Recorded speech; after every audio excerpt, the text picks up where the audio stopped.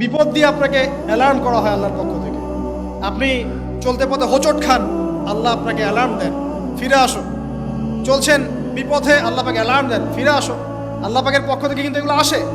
আল্লাহ পাক আদম এবং হাওয়া আলাইহিস সালাম এবং আদম সন্তান সবাইকেই সৃষ্টি করেছেন। উদ্দেশ্য হচ্ছে আল্লাহ পাক আমাদেরকে জান্নাত দিতে চান। আল্লাহ পাক চান যে আমরা যেন জান্নাতে যাই। যদি আমরা জান্নাতে যেতে না পারি পরকালে, একটা কারণে যেতে পারবো না, অনলি একটা কারণ, সেটা হলো আমাদের নিজের দোষে। একটা কারণ, যারা জাহান্নামে যাবে মানুষ এবং জিনদের মধ্যে, নিঃসন্দেহে মহাবিশ্বে তারা ছাড়া জাহান্নামে যাওয়ার উপযুক্ত কেউ ছিল না। ও জাহান্নামে যাওয়ার উপযুক্ত ছিল বলেই আল্লাহ পাক তাকে জাহান্নামে পাঠাবেন।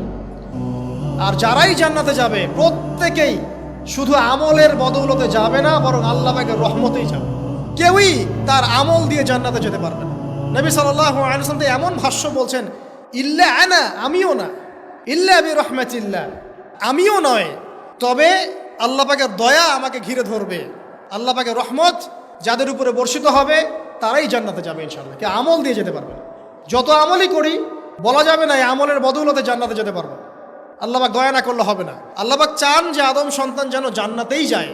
এই কারণেই সৃষ্টি করা, এই কারণেই আপনার ওহীভিত্তিক গ্রন্থগুলো পাঠানো, এই কারণে নবী রাসূল পাঠানো, আলেম ওলামা সৃষ্টি করা, মানুষকে সতর্ক করা, হায়াত দেয়া, বারংবার জীবনে চলতে ফিরতে আপনাকে অ্যালার্ম করা হয়, আল্লাহর পথে ফিরে আসেন, আল্লাহর পথে ফিরে আসেন। অ্যালার্ম করা হয় না? বিপদ দিয়ে আপনাকে অ্যালার্ম করা হয় আল্লাহর পক্ষ থেকে। আপনি চলতে পথে হোঁচট খান, আল্লাহ আপনাকে অ্যালার্ম দেন, ফিরে আসো। চলছেন বিপথে, আল্লাহ পাকে অ্যালার্ম দেন, ফিরে আসো। আল্লাহ পাকের পক্ষ থেকে কিন্তু এগুলো আসে। অদ্ভুত একটা হাদিস বললাম, অদ্ভুত বলতে বলছি অ্যামেজিং হাদিস। যে একজন সাহাবী বলছেন, সালমান রাদিয়াল্লাহু আনহু, তিনি বলছেন যে যখন মুমিনের উপর বিপদ আপদ বালা মুসিবত আসে, তখন মুমিনের এই বিপদ আপদ বালা মুসিবত রোগ শোকের বদৌলতে আল্লাহ পাক তার গুনাহগুলোকে মাফ করে দেন এবং তার মর্যাদাকে বাড়িয়ে দেন, এবং সে আল্লাহর দিকে ফিরে আসার অনুশোচনা করার সুযোগ পায়। আর যখন কাফের মুশরিক বা ফাসেক মানুষকে এইসব রোগ ব্যাধি বিপদ আপদ বালা মুসিবত ঘিরে ধরে, তার দৃষ্টান্ত সেই উটের ন্যায় যে উটটাকে তার মালিক বেঁধে রেখেছে, এরপর ছেড়ে দিয়েছে। সে উটটা বুঝতেও পারলো না কেন তার মালিক তাকে বেঁধে রাখলো আর কেনই বা তাকে ছেড়ে দিল। কথাটা কি বুঝতে পারছেন?